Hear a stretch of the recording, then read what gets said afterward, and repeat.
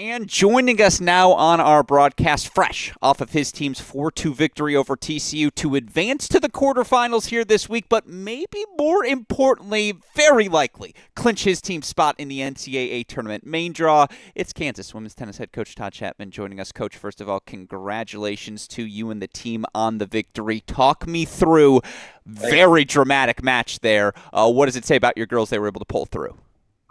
Oh, we just fought. We just kept playing. That's something we've talked about. The tennis isn't going to always be there. The shot making is not always going to be there, but the thing that can be there is competing. Competing, and when things aren't going your way, just keep playing. If you play long enough and stay in the match long enough, good things can happen. And I thought we started to do that the last few matches and getting together. We've lost a lot of close matches this year, and I think that's the thing that over the last 2 years, we played so many close matches, and a lot of them didn't go our way. And this year started to turn the tide a little bit.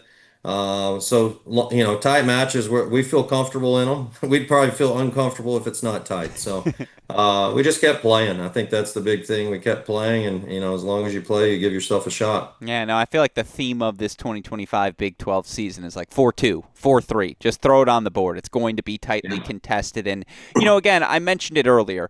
To know that this match had such serious stakes, not just conference implications, but postseason implications, is that Right. something you take the time to address with your team beforehand? Is it something that's left unsaid? How did you go about approaching today's match with your group? There's been teams in the past. I'll talk about those things. This team, they know they're all important at this time of year, but they did, whether they know or not, the winner of that match probably makes the NCAA tournament. The loser probably doesn't. No, we didn't discuss that. I knew that. Our coaching staff knew that, but I think they feel enough pressure as it is already, and so we kept it light and loose and trying to find the right energy and the right attitudes, and just made it about that. And so no, I hadn't even shared that with them yet. But yeah, I mean that was a big one for both of us. So we knew we were going to get TCU's best shot, and we're fortunate enough to come out the other side. No, wise man. Again, you have the restraint that I don't know if I could in your position. So a shout out to you. And, a small moment there. I know she didn't ultimately get off the court, but on court number 6, believe it was a 5-2 deficit there in that set. Yes. And just to linger as she did on court 6, Yeah. how helpful was that to your other players? And ultimately, again, just across the board to see that resilience 1 through 6. What'd you learn about your team today?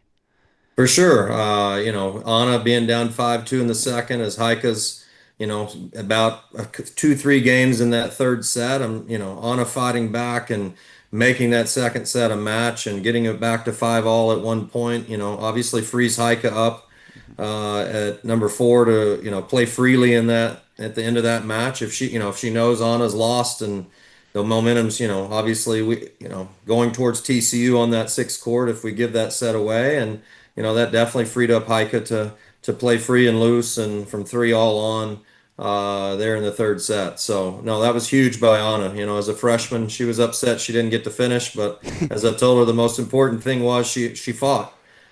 She's too young to understand how important that was, that she just kept fighting and didn't allow momentum to shift. And we had a great crowd for both sides and didn't allow the momentum to get going too much towards TCU there.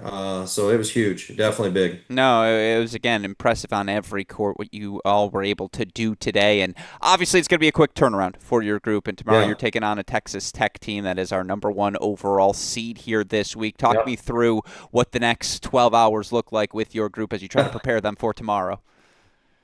Yeah, I don't love how quick the turnaround is. The Big 12 probably knows my opinion on that by now. But yeah, it's going to be a lot. They're outside stretching right now. We're getting cold tubs after that. We'll get them fed after that, and hopefully get them to bed shortly after that. But it's going to be a quick turnaround. Then up at probably 6 a.m. in the morning, getting pre-match stuff ready to go for now a 9 a.m. start instead of a 10 a.m. start. So. Yeah, it was tight already. Now it's even tighter as far as the turnaround. As far as Tech goes, we know it's going to be a battle. I like the matchup. I don't like our turnaround time, but I like the matchup. We played them extremely close in Lubbock about 6 weeks ago and lost 4-2 in the last match on.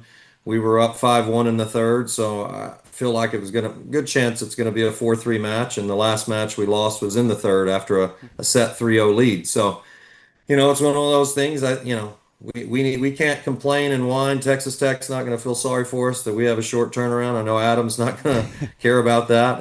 They're going to like that. So, as I tell our girls all the time, we can't feel sorry for ourselves because no one else is. So we're gonna, hopefully we're excited. We can go out and compete, and I like our chances if we choose to make it a match No. because I think, like I said, I think it's tough. It's going to be a tough battle. I think what's key, we'll see.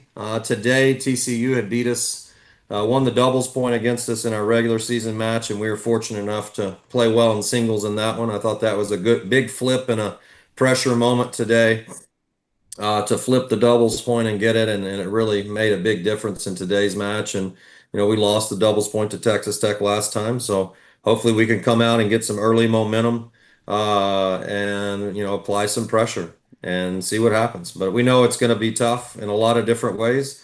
But like I said, we at this point of the year, you got to be excited you're still playing and find the reasons why you're excited versus why you're not. No, very, very true. I, too, will get up when that alarm goes off tomorrow morning, and it'll be like, I really should go run, or I could sleep before that 9 a.m. start. So I will That's feel right. that as well.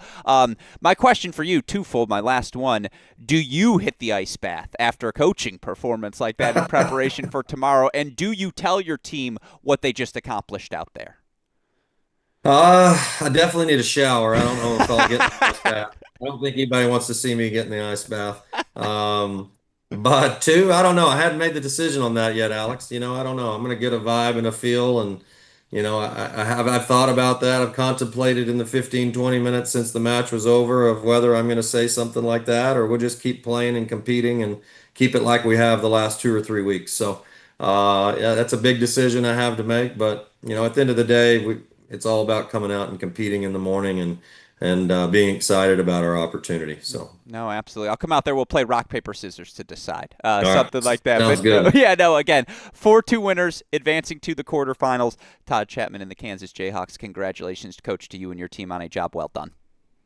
Thanks, Alex. I appreciate it.